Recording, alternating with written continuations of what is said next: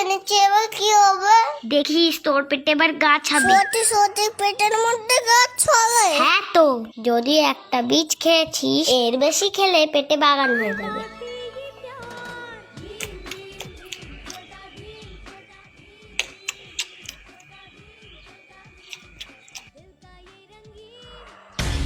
তুই আমার থেকে তরমুজ নিলি কেন? কত কতগুলো রয়েছে, আমি তো শুধু একটা নিয়েছি। ওরকম করিস কেন রে? না দি, তুই আমার তরমুজ না হলে আমাকে বলবো, দেখবি? না আমি দেবো না, তুই যাকে খুশি ডাক। তুই দিবি না তো, দেখাচ্ছি মজা। দে আগে দে, তুই আমার তরমুজ দিয়ে দে।